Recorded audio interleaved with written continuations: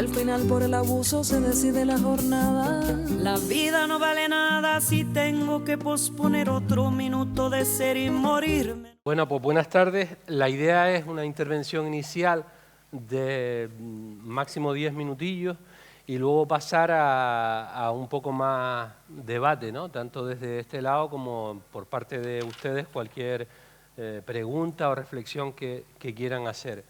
Así es que por donde arrancamos, ya les presentó Ismael Coldoy. ¿Tú quieres? Venga, Salvamento Marítimo ahí, venga, vamos. Yo vengo en representación del colectivo de tripulantes de Salvamento Marítimo.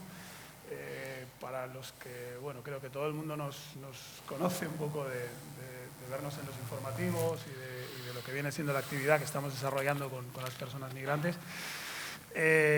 Yo quería un poco también trasladar de todo esto la opinión que tenemos los tripulantes más allá de la opinión oficial que pueda tener el ente a grandes rasgos desde Madrid, desde su dirección, donde bueno, todos los que estamos relacionados con la gestión migratoria nos hemos dado cuenta de que Salvamento Marítimo, pues estos últimos años han habido cambios en las políticas que estaba haciendo.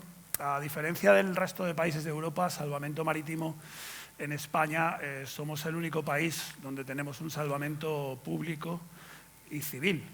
El resto de países a día de hoy no cuenta con servicios oficiales de salvamento y lo que cuenta realmente es con servicios de gestión de frontera, como puede ser el caso que todos conocemos de Italia, de Grecia, donde digamos los cuerpos de rescate civiles o no habían existido nunca o ya se han preocupado de que no existieran.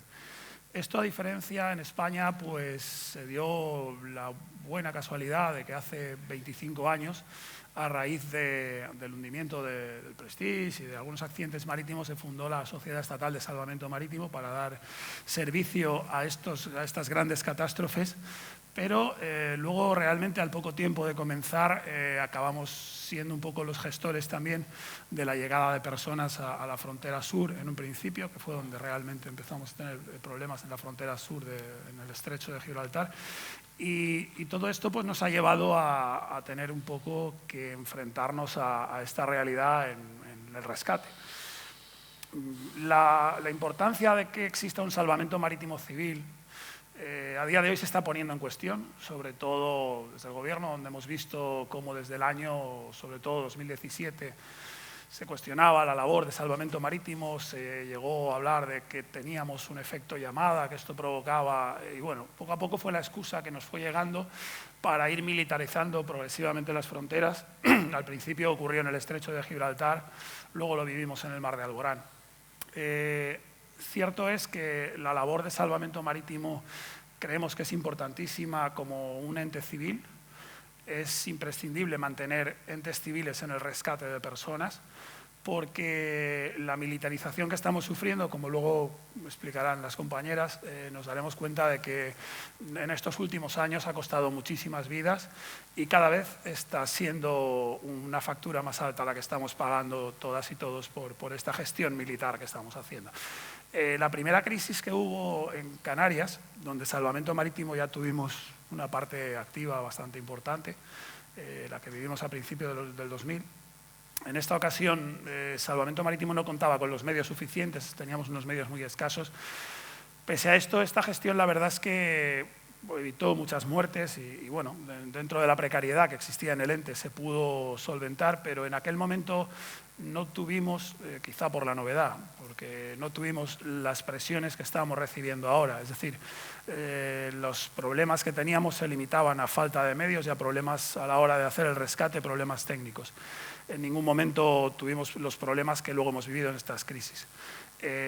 Una vez comenzaron la segunda oleada de llegada de personas a la zona del estrecho, nos encontramos hace unos años con una novedad que para nosotros fue demoledora, que bueno, sobre todo desde el Ministerio del Interior se comenzó a gestionar la gestión migratoria un poco siguiendo los mandatos de Frontex, que decían que la gestión migratoria no tenía que realizarse por entes, es decir, no era positivo que Salvamento Marítimo realizase este tipo de rescates, sino que lo que había que trasladarlo era un control fronterizo. Esto hizo que poco a poco pues, entes como Guardia Civil del Mar, que sí que están ligados a Frontex, fueran tomando más relevancia a la hora de realizar estos rescates, hasta incluso se llegaran a los primeros acuerdos que todas recordaremos, sobre todo con la Armada marroquí, con la Guardia marroquí, para que realizaran este tipo de rescates, entre comillas, o de gestión fronteriza. Y sobre todo hubo un punto de inflexión que fue un poco la desaparición en los medios de comunicación y en las redes sociales de la información que hasta ese momento Salvamento Marítimo vertía en cuanto a su actividad de rescate de personas. A raíz de esa situación, pues vimos cómo se fueron endureciendo las medidas en el estrecho, cómo poco a poco se fueron trasladando estas rutas a zonas mucho más peligrosas. Fue la primera vez que vimos cómo se acababa con la ruta del estrecho, que ya de por sí era una ruta muy dura y muy mortal, y cómo poco a poco se fue trasladando hacia el norte hasta fijarse en el mar de Alborán. Allí nos encontramos en 2016-2017 con uno de los momentos que yo creo más duros después de esta situación que hemos vivido en Canarias. En aquel momento, hasta incluso creo que fue bastante visible en los medios de comunicación, se nos impusieron situaciones donde teníamos que mantener durante días a centenares de personas que acababan de cruzar a bordo de nuestras unidades, donde se les impedía el desembarco y donde se impidió por primera vez que las personas rescatadas recibieran un trato distinto al que el ente debe de dar. Es decir, Salvamento Marítimo como cuerpo civil rescata náufragos. Dentro de la categoría de náufrago, para nosotros es cualquier persona que tiene un problema en la mar, con independencia de quién sea. Es decir, Salvamento Marítimo no está para valorar estas cuestiones. Salvamento Marítimo, cuando hay alguien en problemas en la mar, lo único que hace es rescatarla. No tiene por qué ir más allá. Esto, que para nosotros era uno de los pilares importantes en el rescate de personas migrantes, vimos cómo se esfumaba de la noche a la mañana, cómo hasta incluso algunos efectivos de cuerpos de seguridad subían a nuestras embarcaciones y empezaban a realizar un control de fronteras, cómo durante días se mantenían encerradas a personas sin las más mínimas condiciones, ya no garantías, sino ni siquiera condiciones de salubridad mínimas para cualquier ser humano. Es decir, vimos cómo tuvimos cientos de personas atrapadas durante 7, 8 días en la cubierta de un barco sin disponer ni siquiera servicios, ni alimentación, ni nada por el estilo. Fueron los propios tripulantes los que de alguna manera, con los medios de a bordo, totalmente escasos evidentemente, los barcos están pensados para las tripulaciones y para una situación de intervención rápida, pues nos encontrábamos desbordados y tuvimos que hacer frente a aquello como buenamente pudimos. Esto la verdad es que marcó un hito, porque a partir de ahí las propias tripulaciones fuimos las que empezamos a tomar conciencia de que los propios ministerios de alguna forma estaban en contra nuestra y de que lo que venía encima era muy grave. Poco a poco se ha ido confirmando esto, porque el problema que vivimos de la militarización de la frontera en el estrecho y que había conseguido desplazar a Alborán, vimos atónitos como poco a poco se fue militarizando el mar de Alborán. Y empezamos hasta incluso a temernos, que de hecho llegamos a plantear públicamente que temíamos que se reabriera la ruta canaria. La ruta canaria, a diferencia de las rutas de las que os acabamos de hablar, pues es muchísimo más mortífera. Es decir, estamos hablando de una situación totalmente diferente. Estamos hablando de una ruta donde hay cientos de millas de navegación, donde las condiciones de navegación son evidentemente muchísimo más duras, es un océano, y donde la gente se veía abocada a un viaje suicida. Ante esto, poco a poco se ha vuelto a reabrir esta ruta. Vimos cómo en el mar de Alborán fueron decayendo las llegadas a raíz de la intervención de todas las patrulleras, buques de la Armada, etcétera, etcétera. Creo que además todas y todos los que estamos aquí fuimos conscientes a través de los telediarios de lo que estaba ocurriendo. Y esto al final nos llevó a reabrir una de las rutas que pensábamos que habíamos cerrado y que era una ruta de pesadilla, que era la ruta canaria. A día de hoy, pues bueno, nos hemos encontrado inmersos en este problema. Vimos el trato al que fueron sometidos miles de personas en el muelle de Arguineguín. Esta mañana mismo estábamos unos compañeros de Salvamento Marítimo en el muelle de Arguineguín, donde nos explicaban los compañeros de la lancha que en la zona del muelle llegaron a haber 2.700 personas. A cualquier persona que esté en el muelle de Arguineguín creo que es importante acercarse a ese muelle e intentar imaginarse 2.700 personas en aquel muelle. La verdad es que es increíble ver cómo el Estado ha permitido que se le haya dado el trato que se le ha dado a miles de personas. Es inhumano. Ante esto nosotros pues queremos un poco trasladar este mensaje y dentro de nuestras pequeñas posibilidades, porque somos un ente muy pequeño que realmente muchas veces no podemos hacer todo lo que queremos, pero sí que queremos trasladar que la imagen de los trabajadores de salvamento marítimo no corresponde a la que está dando la Dirección de Salvamento Marítimo. Es decir, nosotros nos negamos a tener que ver cómo estos tratos que se le está dando a la gente tienen que suceder. Es importante, por otro lado, destacar que el Gobierno está apostando por una línea de actuación que es suicida, que va a convertirse en un gran problema y que al final no deja de ser cumplir al dictado los mandatos que vienen de Frontex. Frontex tiene claro que a día de hoy el único país que existe en Europa con un salvamento civil es España, y ante esto para ellos es un problema. Es decir, es importantísimo para Frontex que España también forme parte de este entramado y sea Frontex quien gestione nuestras fronteras. Es algo que viviremos en breve. Veremos cómo poco a poco, y de hecho ya sucede. Y entonces ante esto, lo que queríamos un poco destacar es que es importante que tanto las organizaciones que estamos aquí, como Salvamento Marítimo, pero también todas las personas, pongamos en valor una cuestión. Es importantísimo que, ya que España somos los únicos que disponemos de un salvamento marítimo civil, luchemos porque esa gestión civil no desaparezca, sino que además se traslade al resto de países de Europa. Es decir, no podemos hacer que las emergencias acaben en manos de la militarización. Cada vez estamos yendo atrás. Es importantísimo que la gestión del rescate de vidas no diferencie nada. Es decir, un náufrago es un náufrago, con independencia de quién sea. Y eso es importantísimo. Hemos de garantizar que esas personas lleguen a tierra y tengan todos sus derechos. Por lo menos en la parte que a nosotros nos atañe. Cada vez estamos más atrás, pero bueno, hay un poeta valenciano, yo soy valenciano, y que dijo una vez, Vicente Andrés Estellés, dijo que habrá un día que no podremos más y ese día lo podremos todo.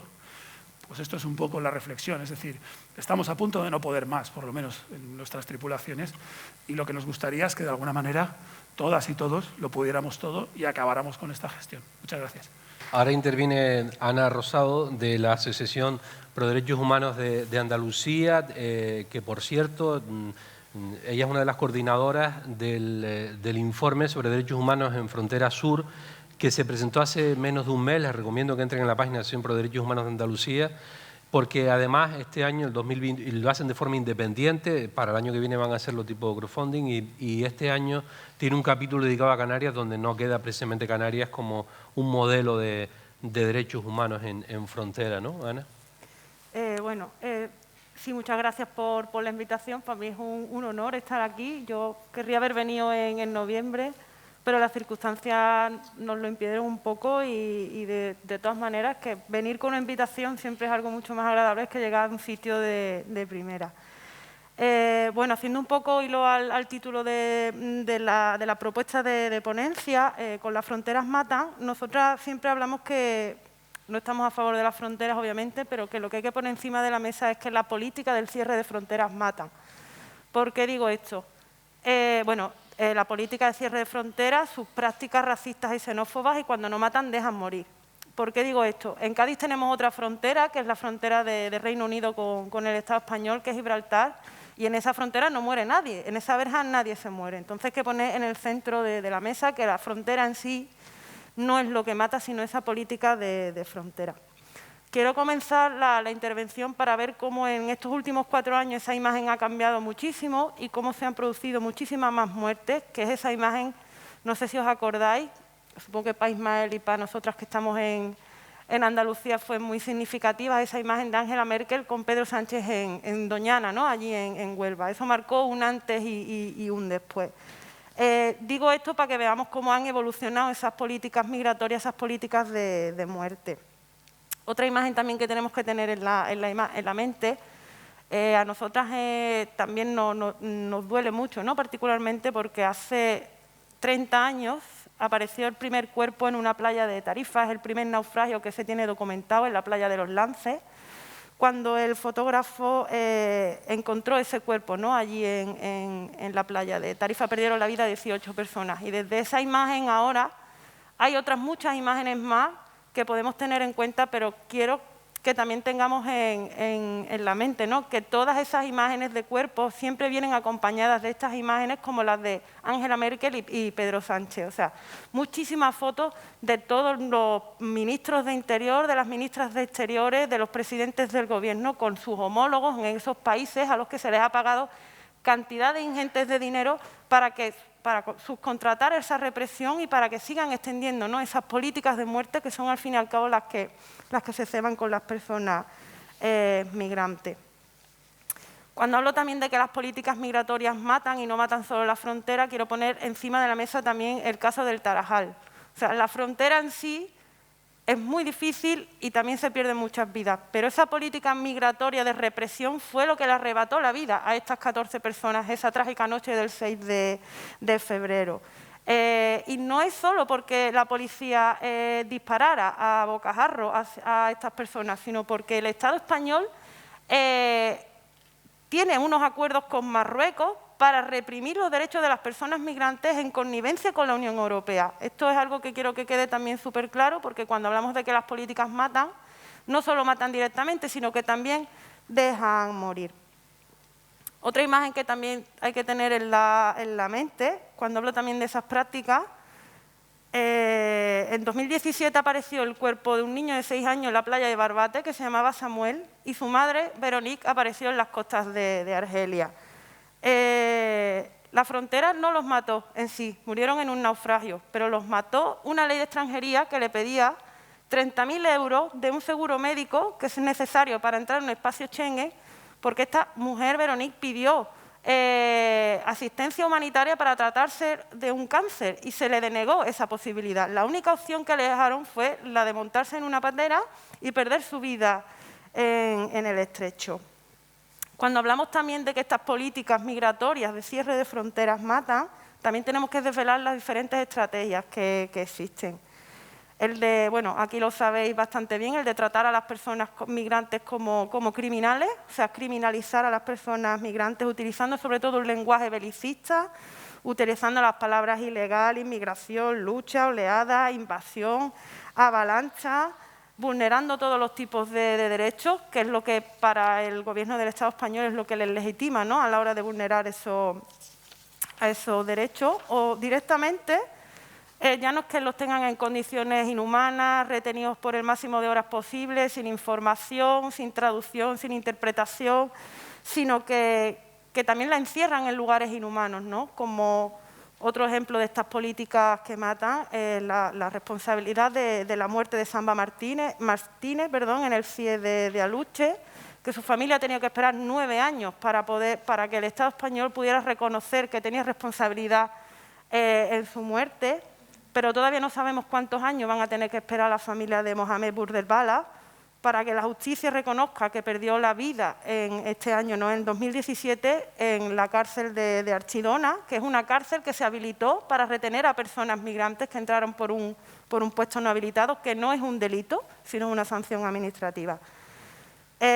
Otra de las estrategias que también utilizan con estas prácticas que matan es homogeneizar a todas las personas, ¿no?, bajo una misma frase, ¿no?, la lucha contra la trata y el tráfico, todos juntos, que al final los meten dentro del mismo saco con la lucha terrorista, el tráfico de armas, y meten a las personas migrantes en el mismo saco, y al final esta homogeneización hace que las personas que sean susceptibles de solicitar asilo o protección internacional tengan mermados también sus derechos. Y como ejemplo, otra imagen, voy a poner pasado 20 de agosto en Melilla, le costó la vida a una persona. O sea, esa persona saltó la valla, se dio a través de la valla y falleció de un infarto 2 o 3 horas posteriormente.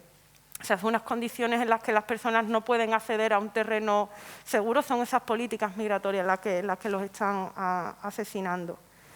Y otra de las estrategias es la despersonalización, ¿no?, bajo esos números y esas estadísticas que siempre nos están hablando de que si el incremento, que si llegan tanto, que si llegan cuáles, cuando en realidad cuando tú solicitas esos datos al Ministerio para hacer esa comprobación, ¿no?, porque todas y todos tenemos que tener derecho a esa transparencia que tienen que tener las administraciones, siempre te ponen la excusa, o al menos a nosotros siempre nos ponen esa excusa, de que si nos desvelan esa información comprometen las relaciones del Estado español con los terceros países con los que tienen acuerdos.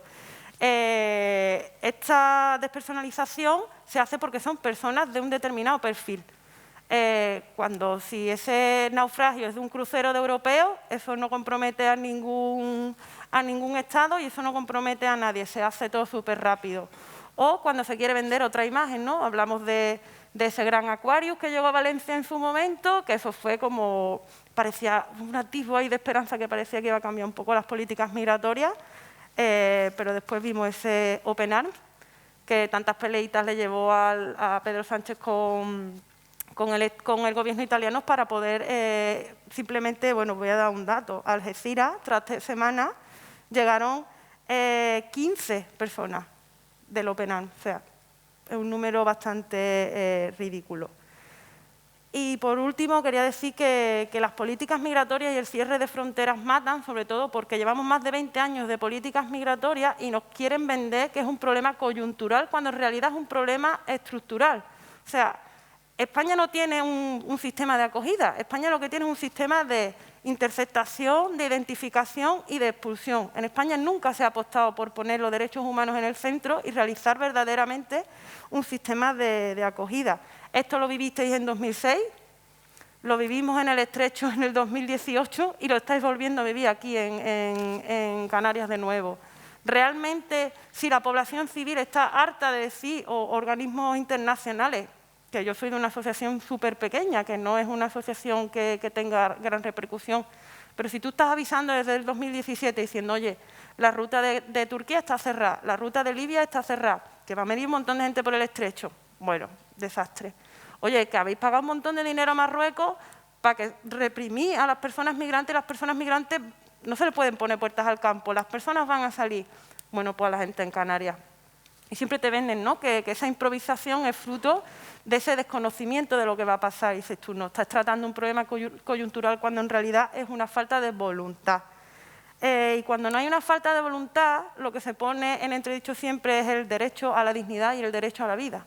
O sea, que son 2 derechos fundamentales que siempre hay que tener en cuenta y es algo que siempre reclamamos a estas personas que son las que hacen las políticas migratorias que al final de año cobran millones de vidas. La criminalización, la despersonalización y la homogenización alimentan esa falsa idea, ¿no?, del desborde y que al final lo que hacen es, estas pequeñas acciones que han hecho es lavar su imagen pública de cara al exterior, pero estas políticas siguen matando gente cada día. Y como último ejemplo de estas políticas de muerte, bueno, decir que en 33 años nosotras tenemos documentadas más de 10.008 muertes en la frontera, personas que han perdido la vida o han desaparecido, que eso no significa que sean las que realmente han perdido la vida, porque esas son las que nosotras hemos podido documentar, porque desgraciadamente hay muchísimas personas que pierden la vida en el desierto y otras que nunca se sabe cuándo salen, pero que la ley de extranjería mata cada día, eso es una realidad como un templo, no es solo la frontera, y que como última imagen quiero tener la de Mame Mayé, el mantero fallecido que llevaba 14 años en España y que nunca pudo tener la oportunidad de regularizar su situación administrativa y falleció cuando fue perseguido por la policía cuando se estaba buscando la vida, no estaba haciendo nada del otro mundo.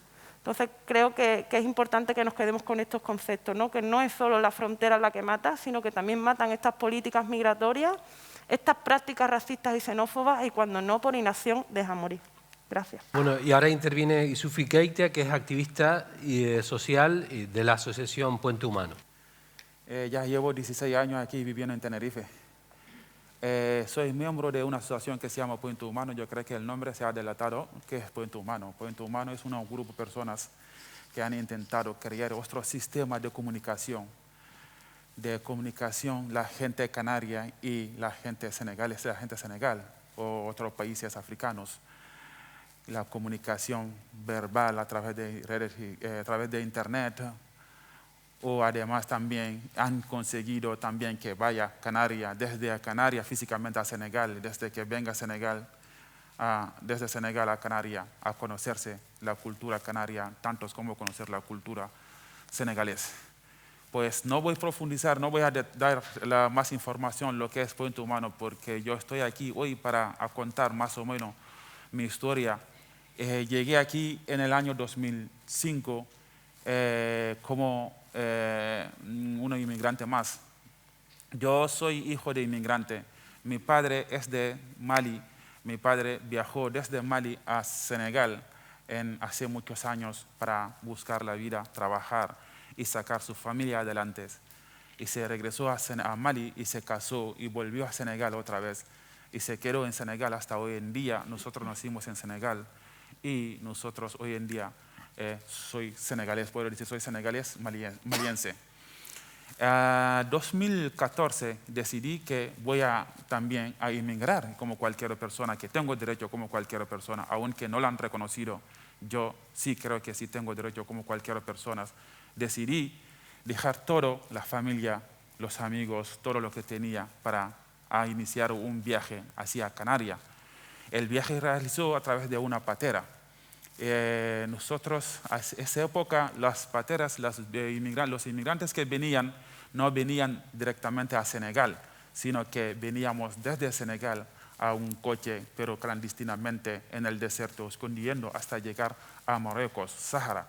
Y al llegar ahí, hay un lugar llamado Tranquilo. Eso creo que fue la primera palabra que yo aprendí en español. Yo tranquilo no sabía ni siquiera qué era tranquilo, ¿no? Y al llegar allí es donde nosotros nos reunimos todo el mundo que viene a nuestro sitio, tantos sitios, diferentes sitios, se reúnen allí. Después se organizan, la organización se organizan a preparar las pateras, comprar gasolinas y motores, y etcétera, para poder iniciar el viaje.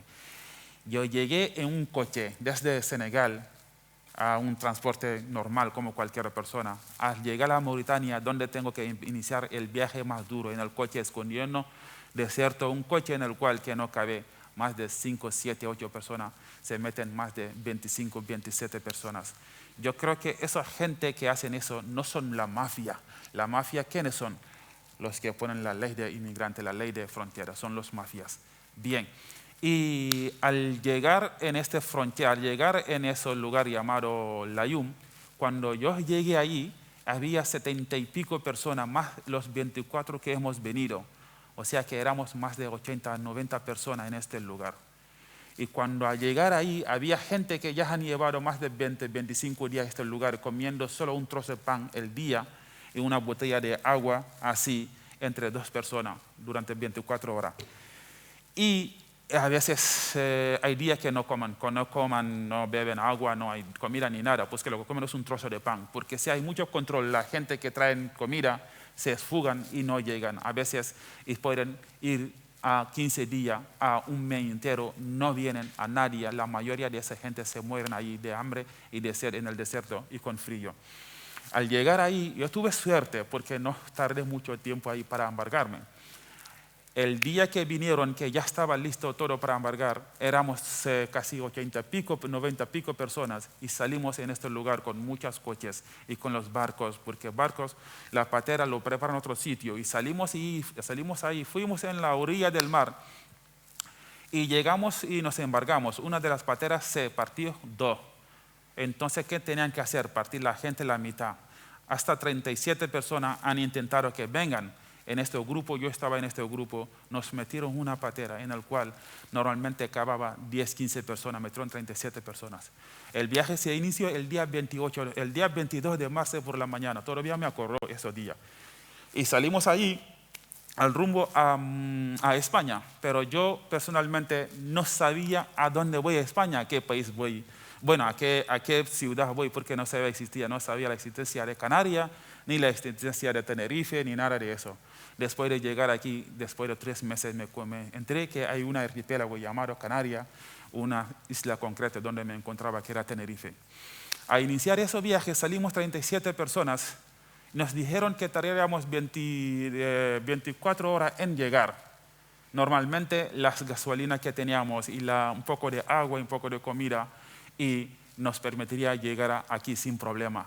No sé si fue que el capitán quien se perdió del camino o las gasolinas que teníamos era poco, pero no hemos llegado. Nos hemos quedado en el camino sin agua, sin comida, sin gasolina. Ahora tenemos que quedar en la derriba del mar, la ola nos lleva a todos lados. Y nos encontraron, antes que nos encontraron, como por la noche hacía mucho frío, por el día mucha calor, con hipotermia, sed, cansancio, y la gente llegaba en un momento, se perdían todos los conocimiento, se perdían los que eran las raciones, perdían loco, empezaban a pelear en el barco. Entonces empezaron a morir gente como se muere una gallina. Entonces ahí es donde cuando empezamos a tirar la gente en el mar, cuando se mueren gente, se llegaron a morir hasta 17 personas, 16 personas se murió en la patera, 1 persona se murió aquí en el hospital universitario. Bien, hemos llegado a 20 personas. Yo me acuerdo todos los días, el día que apareció este barco de pesquero que se llama María del Carmen, era de Tenerife, que nos encontró sobre la 3, cuando ya estábamos a 250 millas del Hierro. A 250 millas del Hierro, entonces el Hierro creo que es la isla más lejos de todas las islas, ¿no? Que ya estamos perdidos, ya íbamos hasta Brasil. Aparecer ese barco fue como, no te puedes describir la felicidad que nos apareció en la cara y nos rescató. Yo, la verdad que personalmente en esta época ya estaba muy cansado porque tenía la hinchazón de la pierna, hipotermia y hambre. A partir de lo que habían muerto, ya habíamos tirado casi todo. Y al aparecer ese barco nos rescataron, nos dieron comida y agua, etc. Y desde ahí apareció Salvamento del Marítimo con el helicóptero. Y mandaron desde este barco a una cuanta persona al hospital universitario de La Laguna. El día siguiente este barco se desembarcó al Hierro y volvió y nos mandó desde el Hierro a Tenerife. Allí donde perdió la mitad de mi pie en este hospital y me lo han quitado la mitad del pie porque se cangrenó la pierna por hipotermia. Entonces primero intentaron operar, hacer cualquier cosa, pero no han conseguido salvarlo. Bien, a veces di charla en los colegios e institutos, los chicos me preguntan, ¿y por qué no pudiste coger avión? ¿No tenía dinero para coger avión? Digo, sí. Tenía dinero para coger el avión. El dinero que yo he pagado en el avión permitiría a cualquier persona de vosotros y pagar avión y comprar su billete y pagar avión con su pasaporte, viajar a Senegal y quedar en un hotel de 5 estrellas durante un mes o durante 15 días a regresar sin problema. Pero yo que no puedo hacerlo. Y luego esa misma gente me llaman, me dicen que la igualdad. Cuando me dicen eso digo, no, ¿qué me está contando? ¿La igualdad? ¿Dónde está la igualdad? Y tú tienes derecho a salir y comprar tu billete e ir a mi país dignamente en un avión y yo no puedo hacerlo, que tengo que hacer un viaje. Y luego tú me llamas y me dices que hablamos de igualdad. No tengo tiempo. Bien, y al llegar aquí, estuve durante 5 meses en ese hospital. Al llegar sin conocimiento, sin saber dónde estoy, sin saber hasta cuándo he llegado aquí, sin entender la gente lo que me decían. La verdad que sí, me trataron muy bien, porque las enfermeras son gente maravillosas. Llegaba un momento yo pensaba que estaban enamorados de mí, pero no fue así. Lo que pasa es que eran muy cariñosos. Bien, lo feo que soy, creo que... y nada, y me trataron muy bien. Y allí el problema es que yo no entendía lo que me decían, no entendía lo que me iban a hacer y no entendían qué será de mí, porque no había ningún traductor que me puede explicar, que me puede informar qué van a hacer conmigo. Pues lo pasé mucho miedo. Hasta hoy en día está pasando.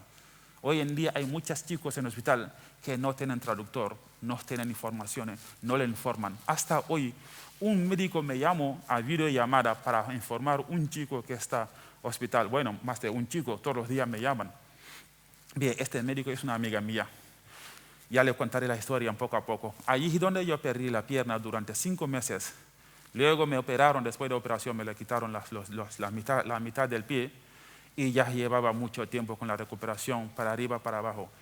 Y al salir de ahí, y como no tenía familia, aquí me mandaron un centro de Cáritas que está en la Cuesta de Pedra. Allí estaba durante 1 año en este centro. Y estando en ese centro yo estaba estudiando, estaba preparando a aprender el español y yendo a un centro educativo que se llama Radio ECA, allí donde saqué el graduado, etc. Hasta un día cuando vino otro pateras, vino de la misma manera igual que yo, se ingresó en el hospital universitario donde yo estaba ingresado, mi médico fue su médico, entonces, y tenía el mismo problema igual que yo, y le quitaron la pierna. Normalmente para que te mandan a quirófano tienes que firmar un consentimiento. Y este chico lo firmó, pero no habla español, no sabe ni leer ni escribir. Al despertar, recuperación de anestesia, él vi que no tenía los dedos. Este chico empezó a gritar. Dice que voy a suicidarme. Estaba en la planta sexta y quería tirarse en la ventana para suicidarse. Y había un enfermero. Este enfermero tenía contacto conmigo y me contactó y me dijo, mira, vamos a llamar a Yusufa, que este chico es de Mali, Senegal, no sé, habla mucho idioma. Y me contactaron, cogí un taxi y fui corriendo, fui como a la tren. Y al llegar, cuando yo llegué, este chico estaba amarrado en la cama, amarrando en la cama porque él quería saltarse, suicidarse. Y había mucha gente, pero él no entendía por qué le cortaron la pierna, por qué. Él no entendía, no había nadie que lo explicaba. Pues yo creo que es un error, hasta hoy en día está pasando. Y a raíz de eso, Médicos del Mundo, Centros Médicos del Mundo, que eso está pasando, fue Médicos del Mundo quien me llamó y contratarme como traductor en este hospital. Durante mucho tiempo estaba trabajando en este hospital. Bueno, nos pasa muchísimas cosas en la cabeza cuando está en ese hospital, cuando llegan. Cuando tú llegas en la patera, a lo mejor te rescatan en el mar y tú no sabes cómo llegaste hasta ahí. De repente te despiertas a un sitio diferente, rodeado de la gente que habla un idioma que tú no lo entiendes y no sabes qué pasará contigo. Incluso yo he llegado a rechazar la comida que me traían y los medicamentos que me traían, llegué a rechazarlo porque tenía miedo de comerlo, porque pensaba que luego me iban a cobrar. Porque sí, todo eso tenía 15 euros y no sabía dónde estaba estos 15 euros. Porque cuando venía con un pantalón, venía con 15 euros, un pantalón me lo quitaron y me lo habían guardado en el armario. Ni apenas sabía que existía, porque lleva 3 meses en la cama. Ni apenas sabía que existía un armario ahí en el hospital. Estos 15 euros estaban ahí. Pero yo todos los días dando vueltas, ¿dónde están mis 15 euros? Para intentar por lo menos, para poder pagar la mitad del servicio que yo estoy recibiendo. Y eso pasó cuando yo empecé a trabajar. Nada más de llegar en el centro, en el hospital, ver al chico, ya sé cuál es el problema, porque lo he vivido. Solamente por expresión de sus ojos ya sé lo que me quiere decir. Pero cuando yo lo expliqué, ¿por qué estás aquí? ¿Qué va a pasar contigo? La historia se cambia. Este chico mira con otros ojos, se recupera más rápidamente. Porque es una incertidumbre que tiene este chico, saber cuándo, cómo, qué le va a pasar a este lugar. Los servicios hospitalarios en África, Senegal, se pagan a contado. Si no tienes dinero para pagarlo, te sacan fuera. Entonces tú pensando que todo eso tienes que pagarlo, entonces llega un momento, dice que no me duchan, no me bañan, no como, porque no quiero problema. Hasta hoy en día está pasando, hasta hoy en día en el hospital universitario, Candelaria, Residencia, hay mucha gente que están hospitalizados, no hay traductor, ni un traductor no hay. También el famoso campamento de las raíces, todo el mundo hemos escuchado ese movimiento, ese rollo, ¿no? Yo trabajaba ahí antes que me operaron el día 20, por eso llevo muleta para la recuperación. Creo que voy a tardar un poco el día con la muleta, pero luego ya estaría bien, podría bailar, podría caminar, todo. Allí yo estaba trabajando, había solo un traductor de maliense y wolof. Bueno, yo era traductor, hablo de bambara y wolof, bueno, otro dialecto. Pero allí había más de 1.500 personas. Yo estaba con los trabajadores sociales, la psicóloga, los médicos, las enfermeras, los abogados. Me llamaban todos lados. Teléfono, estoy arreglando alguna cosa por teléfono. Demasiada gente, muy pocos trabajadores. Necesitan mano de obra. Necesitan mano de obra. Demasiada gente, muy pocos trabajadores, muy pocas informaciones. Yo creo que deberíamos acabar con ese tipo de cosas que trae muchos problemas. Ese fue el estrés que tienen los chicos hoy en día porque no le están atendiendo como deberían hacer. Ya algunos ya llevan 7, 8 meses cerrados, no le pueden dejar de viajar, no pueden ir. E incluso un día yo tuve que coger un datos, más de 40 personas que me dijeron que quieren regresar a Senegal voluntariamente. Parecía fácil, pero eso creo que es lo más difícil que lo que querían para regresar a Senegal. Goldovi Velasco. Vázquez, muy bien. Muchas gracias, buenas tardes. Que está, perdona, Goldovi, una de las asociaciones, ahora está trabajando también en la red canaria por los derechos de las personas migrantes. Pues muchas gracias por confiar en que podamos aportar desde la red algo a este diálogo de las fronteras nos matan. Y las fronteras nos matan, lo que voy a contar es algunos elementos, como han hecho las compañeras y los compañeros, que nos matan, y también, digamos, la propuesta alternativa, que es matar a las fronteras, ¿no? Las fronteras nos matan, y hay una primera frase que nos gustaría compartir, ¿no? Esto de nos regalan miedo y nos venden seguridad. Las fronteras nos matan porque este sistema, en la lucha entre la vida y el capital, este sistema capitalista, colonial, racista, patriarcal, ecocida, homicida, nos mata, porque privilegia a ese tipo de personas, como dice Amaya Orozco, BBVA, blanco, burgués, varón y adulto, que nosotras le unimos el UF, ¿no? Heterosexual, urbano, flaco, sin diversidad funcional, sin sufrimiento psicosocial. Privilegia a ese tipo de ser humano a costa del asesinato, la muerte, la opresión, la desigualdad del resto de las personas que no tienen esas características, ¿no? Las fronteras matan porque son un mecanismo más de dominación, un mecanismo más de opresión, de control y sobre todo de violencia, de daño, ¿no? Y como un mecanismo más junto con el consumismo, junto con la competitividad, la rivalidad, junto con la desregulación, la privatización, junto con la lucha de clases, la desmemoria, la desmoralización, que es un gran mecanismo, ¿no? Secuestrándonos la memoria, muchas veces nos dejan en el fatalismo de que no hay nada que hacer. Y todo esto está muy vinculado a lo que compartía el compañero Ismael, el fortalecimiento del control social y de la remilitarización, un mecanismo clave para que funcione estos asesinatos a través de las fronteras, ¿no? Y cualquiera diría que no estamos en guerra, ¿no? En el Estado español se derrocha 88 millones de euros cada día en control social y gasto militar. 88 millones cada día, ¿no? Esto ya mata en un lado de la frontera y en otro, ¿no? Ponen los muertos más evidentes en aquellos lugares donde se producen las guerras, pero también mata en este lado porque se deja de invertir en sanidad, en educación, en vivienda, en alimentación, en servicios sociales, etcétera, etcétera. Vivimos mecanismos en donde cada vez el Estado es menos social y de derecho y es más penal y más castigador, más criminalizador, menos protector y más castigador, ¿no? Y vivimos en un sistema que mata porque suma, como a la manera de las matriuscas, el que vivimos en una necroeconomía, ¿no? Y les leo la definición de la necroeconomía, que me resulta muy sugerente.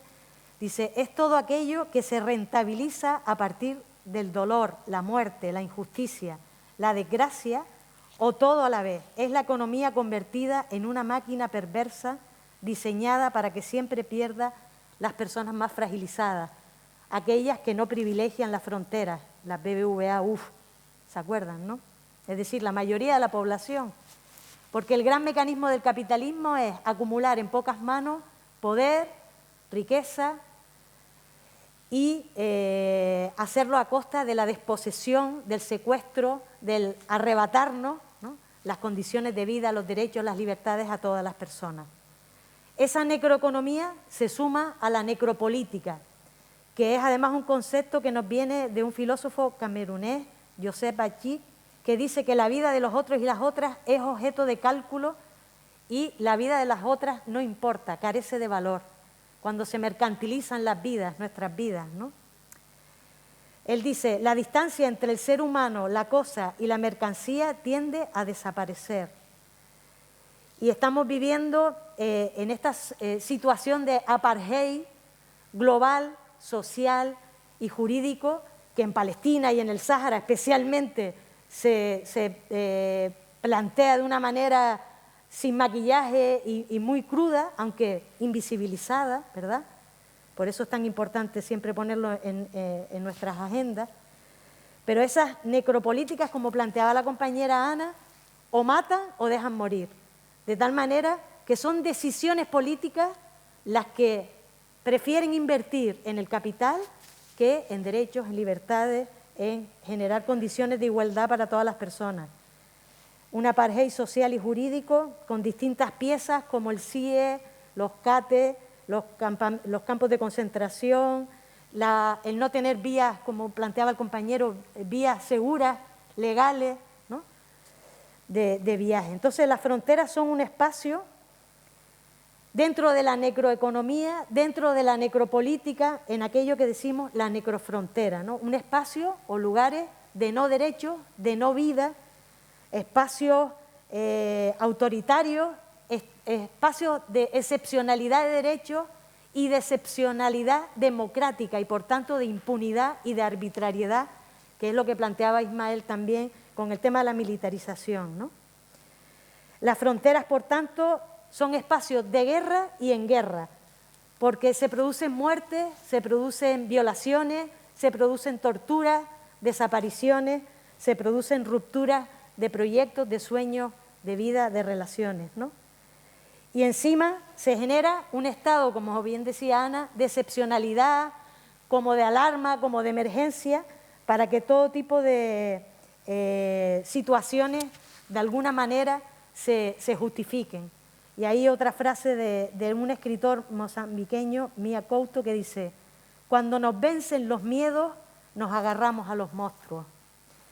Ahí las fronteras nos matan porque además hemos naturalizado no solo la muerte que generan, sino también hemos naturalizado el propio hecho de las fronteras. Y la frontera es una opción política en sí misma, ¿no?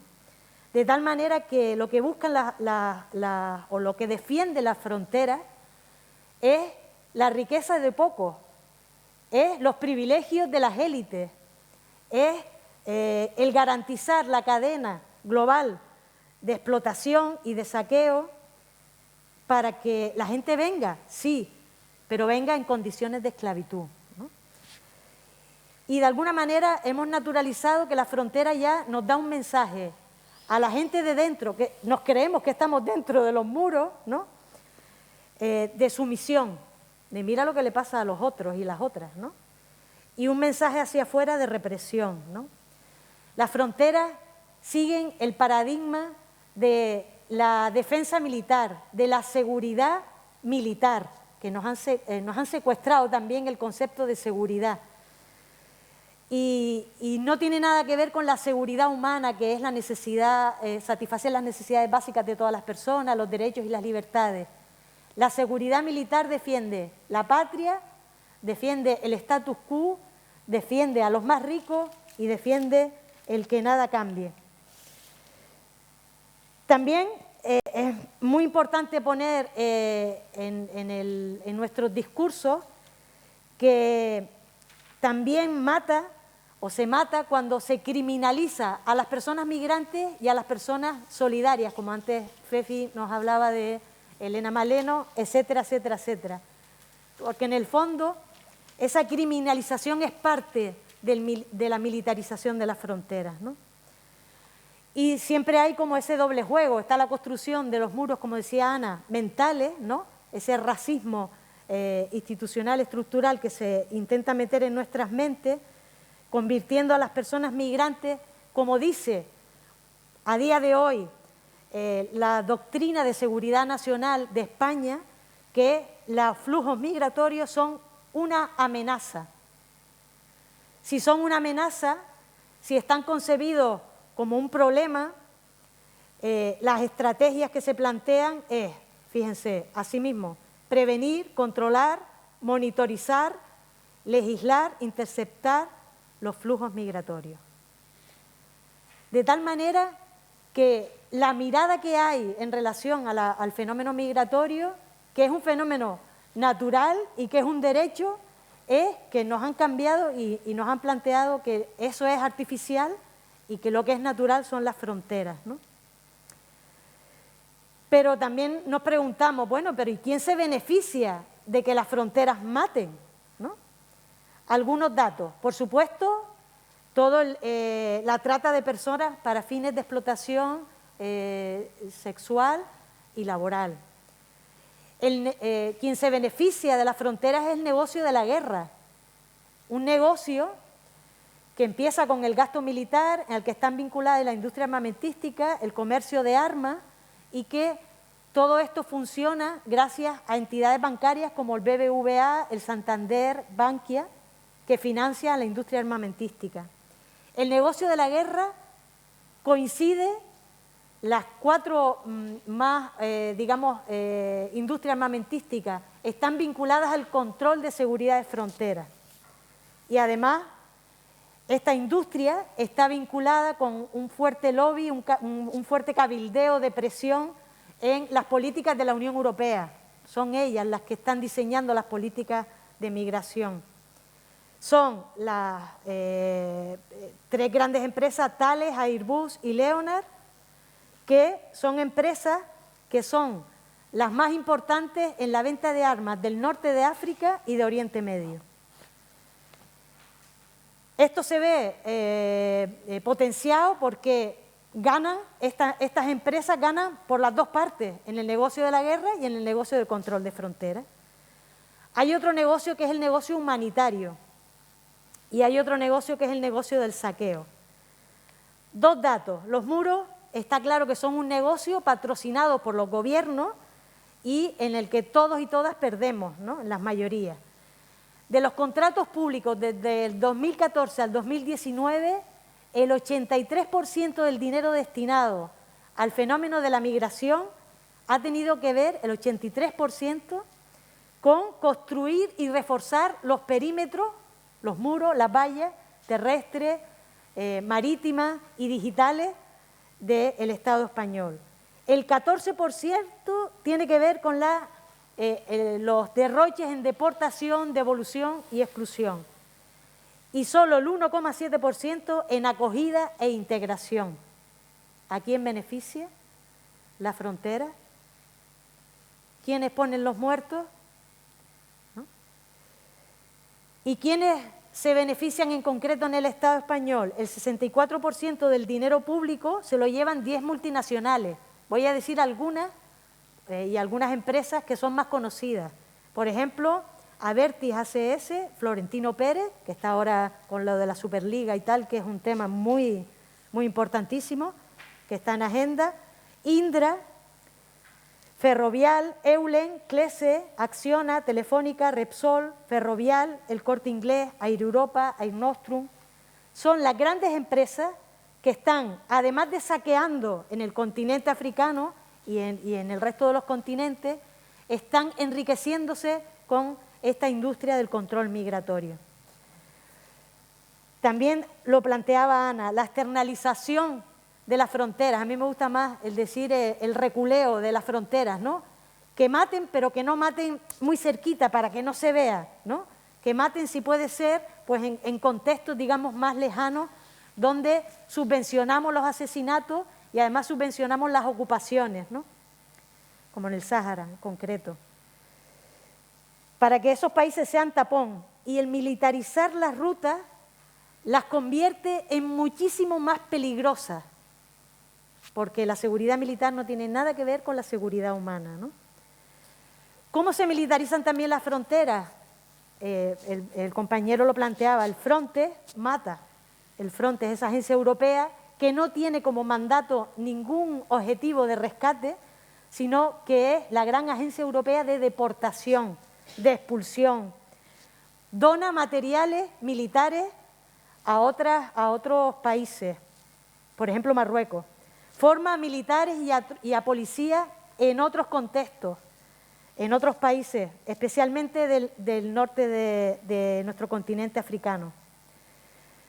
Los gastos que se dedican al Frontex se desvían de ayuda al desarrollo, bloquea los puntos de acceso a la Unión Europea, deporta, intercepta y devuelve muchísimas veces sin asegurar el derecho de protección internacional o de asilo. Participa en operaciones militares, especialmente de la OTAN. De 21 operaciones militares que tiene España en el exterior, 10 están en el continente africano, apoyando la guerra de Mali y de la República Centroafricana. Por supuesto, la guerra contra el Sáhara, a través también de la venta de armas a Marruecos. El Frontex puede operar en territorio de la Unión Europea sin su consentimiento, es un estado de excepcionalidad democrática total y puede usar la fuerza en cualquier contexto, como la usa, no solo en la frontera. Voy acabando ya. ¿Un minutico? ¿Sí? Sí, un minuto. Venga. Estupendo. Te pasaste de la frontera del tiempo hace un rato. Ya me pasé, pero... ya, ¿no? Ya, total. Ya que me pasé, voy a pasarme cargaste un la minutito, frontera ya. con el permiso de ustedes, un minutito para cerrar este tema, ¿no? Las fronteras nos matan cuando nos construyen los muros mentales. Las fronteras son un gran espectáculo que lo que hace es justificar el aumento del gasto militar y del control social, el recorte de derechos y de libertades en todos los territorios, la fabricación del enemigo exterior, porque si miramos más abajo dejamos de ver más arriba, es decir, si nos quedamos con las migajas no vemos los dueños de las panaderías y de alguna manera es un espectáculo que hace justificar la construcción de armas de destrucción masiva. Y mata porque mantiene a más de 600.000 personas en el Estado español en una situación de no acceso a los derechos reconocidos para el resto. Por eso, matemos las fronteras, agrietemos los muros y creamos puentes, ¿no? Porque todas las grietas a esos muros, a esas fronteras, son importantes, no hay unas más importantes que otras. A través de la desmilitarización, de desvelar los intereses y los beneficios, de desobedecer a las leyes injustas, como la ley de extranjería y demás normativas, desaprender los muros que nos han construido mentales, desprivilegiarnos, porque si existen las fronteras es para que podamos seguir viviendo unos pocos del mundo a costa del saqueo de la mayoría, despatriarcalizarnos, de construir este racismo institucional y desmontar, por supuesto, CIE, Frontex, los CATE, los campos de concentración, el Plan Canarias, la ley de extranjería y las narrativas del odio, para fortalecer la justicia social y, por supuesto, la justicia ecológica que van de la mano, fortalecer la comunidad, los derechos, ¿no? Para poner la vida en el centro, porque todas las vidas importan, construir puentes. Y acabo con la frase de Ahmed El Attar, que él dice, cuando una abre la puerta y la luz entra, da igual que se cierre esa puerta, nunca se olvida la luz. Matemos las fronteras para que la luz pueda llegar a todas las personas. Si quería plantearles aquí, bueno, Ana hacía un apunte de que no hay política de acogida del Estado español. Y bueno, hay una información en diciembre que dice que el Gobierno destinó al Ministerio de Migraciones 9,5 millones de euros a campamentos y barracones para los migrantes en Canarias. O sea, 9,5 millones el Ministerio de Migraciones para los campamentos. El año que llegaron 20 y pico mil personas. En la página de transparencia del Gobierno español está que el titular del Ministerio de Migraciones, José Luis Escrivá, tiene un patrimonio de 2,2 millones de euros para su familia. Por tanto, el hombre entiende que la acogida a su familia le cuesta 2 millones, pues considera que con 9 se puede, ¿no?, acoger a 20 y pico mil personas. Quería preguntarles quiero decir, si las fronteras matan, que es el título de esta mesa, tenemos alternativas que, como a veces pueden decir en la calle, ¿qué pasa? Que entre todo el mundo, ¿matan las fronteras o matan estas fronteras y se pueden hacer de otra forma? Porque, por ejemplo, en el caso de Canarias también se plantea muchas veces que hay un cierre de fronteras a África y a Latinoamérica, pero no a Europa. Y hay gente que percibe a lo mejor que la llegada de europeos más ricos significa en muchas zonas la compra de casas y de propiedades a los que los canarios y las canarias no tienen acceso. Mientras hay desahucios, hay europeos ricos que entran libremente y compran. ¿Hay otras fronteras? Bueno, con respecto al... ¿Que no maten? al dinero que has dicho, cuando tú haces la pregunta en el portal de transparencia, nunca te dicen realmente en qué se gasta ese dinero. Como bien ha dicho Coldovi, ese dinero no va precisamente para las personas, sino que hay todo un entramado mafioso que es el que se beneficia de ese dinero. Desde la Secretaría se destina ese dinero a la acogida, pero esa acogida tiene externalizada la sanidad, tiene externalizada la comida, tiene externalizada todo tipo de servicios. Las personas en sí son al final las últimas que se pueden, entre comillas, beneficiar de ese sistema. Y con respecto a las fronteras, bueno, mañana sí tendréis oportunidad de escuchar a Sani Ladán decirlo, pero Sani Ladán siempre dice que las fronteras se les ponen a la persona, pero no a los recursos naturales de sus países de procedencia, que principalmente somos los que esquilmamos, y por eso las personas tienen que salir. Si realmente dejáramos de esquilmar los recursos de los países del continente africano o de los países latinoamericanos, realmente a lo mejor es que nos sorprenderíamos si abriéramos la frontera. Antes lo comentaba ahí detrás, que ha sido sorprendente este año en pandemia, la frontera terrestre de Ceuta con Marruecos ha estado cerrada y ha habido mucha gente que ha hecho el viaje a la inversa. Se ha tirado a nadar al Espigón, tanto por Benzú como por el Tarajal, para volver a Marruecos, porque no querían estar en Ceuta.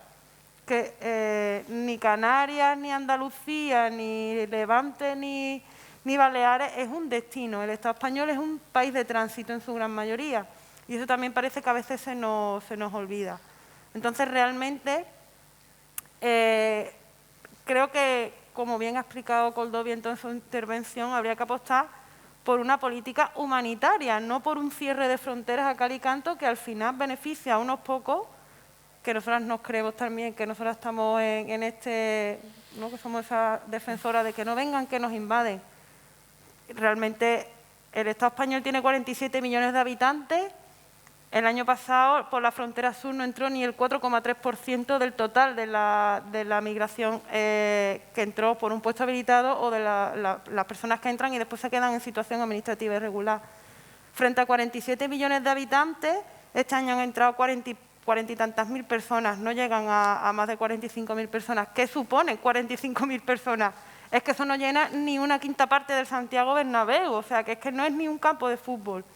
Entonces tenemos que tener esa imagen en la cabeza, ¿no?, que nos venden una cosa, pero realmente el máximo histórico ha sido 64.000 personas, que precisamente fue en el 2018, y eso nos llena el Santiago Bernabéu, que son 120.000 plazas en un campo de fútbol.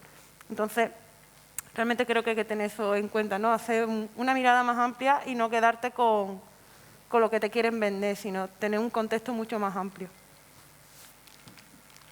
¿Hay otras fronteras posibles? Quien quiera. Responde tú. Si hay otras fronteras posibles. Otra forma de organizar las fronteras. Sí, sí que las hay, claro que las hay. Las fronteras en ese aspecto es lo que hablábamos un poco al principio, es decir, y como bien comentaban las compañeras, no podemos convertir las fronteras en un punto que le cueste la piel a miles de personas. Es decir, una frontera debe ser un punto de encuentro, no un punto de separación y de muerte. Es decir, no tiene sentido lo que estamos haciendo, es justo lo contrario. El mar, por ejemplo, yo hablo un poco por nuestra parte, en el mar no hay fronteras. Es decir, esas fronteras, si hay un sitio donde menos se ven es en el mar. Es decir, el mar es agua y agua es para todos. No nos engañemos, esas fronteras al final las han puesto por lo que comentábamos. Ahí detrás no hay más que dinero. Cuando el compañero hablaba de Senegal y nos paramos a pensar la política de pesca que se ha aplicado en Senegal, donde hemos esquilmado las costas de Senegal impunemente, para esos miles de toneladas de pescado que llegan y que a día de hoy uno va al súper de turno y le maravilla encontrar a esos precios tirados, todo este pescado y tal, ese pescado también pasó a las fronteras. Y eso es importante que la gente lo sepa. Es decir, en el mundo lo que está claro es que hablar de fronteras a día de hoy me parece algo obsoleto. No tiene sentido, porque en este mundo, todos los años, no olvidemos que consumimos 1,7 planetas. ¿Dónde está el 0,7 que falta? Porque no lo plantamos en la Luna, no lo plantamos en Marte. Es decir, al final las fronteras existen para poder esquilmar esos recursos a las personas que no lo tienen. Y si cuando al final las personas que viven en Senegal mueren de hambre. No podemos entonces ser tan cínicos de decir, no, la frontera que pasó tu pescadilla tú no la vas a pasar. La frontera que pasó tus langostinos tú no la puedes pasar. Que tiene más derecho de paso una pescadilla, un langostino que un ser humano, ¿de qué estamos hablando? Entonces lo que tenemos que tener claro es que al final las fronteras son una mentira. No es que maten o no, es que son una mentira que según para lo que y según para lo cual se hacen valer o no se hacen valer. Otras fórmulas, claro que las hay. Claro que las hay, y además mucho más baratas y mucho más eficaces. Y lo que hay que garantizar es que todas las personas migrantes tengan los mismos derechos. Tan fácil como esto, es decir, todas estas trabas que hemos visto como estos años han ido creciendo como la levadura, no tiene sentido que tenga más derechos un pez que un ser humano para llegar a España. Entonces, a partir de ahí, alternativas, sí, con no hacer nada, es decir, es triste, pero con no crear más monstruos ya sería suficiente. A día de hoy todo lo que está ocurriendo es porque se está creando sobre lo que ya hay. Pero si es que no hace falta hacer nada más que no poner más trabas de las necesarias. Es tan simple como eso, ¿no? No hacen falta grandes políticas antifronteras, no, con no molestar un poco es más que de sobra. Bueno, yo creo que es fácil, ¿no? Lo que, digamos, para poner la frontera y eliminar tantos esos rollos que estás viendo, es fácil. Y mi punto de vista, porque creen que van a conseguir de esta manera a parar la inmigración, que no lo van a conseguir. No le van a conseguirlo, porque saben cómo se puede pararlo, lo saben perfectamente. Y es mucho más fácil lo que creemos. Y los que están llegando ahora, los que están aquí ahora en el campamento, la mayoría, el 99,9% son pescadores. Y que le acaba de decir ahora el compañero, ¿dónde son? Mur, Joao Fayu y Ndar. Son los pescadores. Y Dakar, Cayar. 99,9% son pescadores. Sabemos todo nosotros cómo es la historia del contrato que signa, el famoso contrato que signa el gobierno senegalés y con la Unión Europea y España. ¿Cuántos barcos españoles hoy en día están pescando en Senegal? ¿Y cuántos barcos europeos y chinos pescando en Senegal? El otro día estaba viendo un vídeo en Senegal. Sí, en el Sahara también. Sí, perfecto. Exactamente. El otro día, curioso, estaba viendo un vídeo en Senegal, muchas mujeres y se fueron a una tienda esperando que se abra para poder comprar. Y esa tienda es una tienda japonés en Dakar para poder comprar pescado, para poder hacer la comida. Cada vez nuestros platos de comida, el pescado es más pequeño. Son esos gente que están llegando, que paran de firmar ese contrato, que paran de expoliar nuestros recursos. Ya habrá terminado, no habrá ningún problema. Y punto, tan sencillo. Pero no lo hacen porque no lo hacen. Ahí es donde está la pregunta. No van a parar. La gente va a seguir viniendo. ¿Cómo lo hacen? Nadando o cogiendo un vuelo o lo que sea, pero la gente mientras siguen expoliando, robando nuestros recursos, seguiremos viniendo. No van a poner ni muro ni ninguna cosa para detener a la gente vendrá. La gente lleva mucho tiempo, muchos años inmigrando, buscando una vida mejores, cuando era mucho más difícil. Coger un barco durante 15, 20 días o un mes entero desde aquí de Canarias hasta llegar a Venezuela o Argentina, eso era mucho más complicado que Senegal. Desde Senegal aquí dura como 5 días, 6 días por mucho para llegar. Y no la van a conseguir de esta manera. Y lo saben cómo se consiguen. Deja de expoliar nuestro recurso y punto.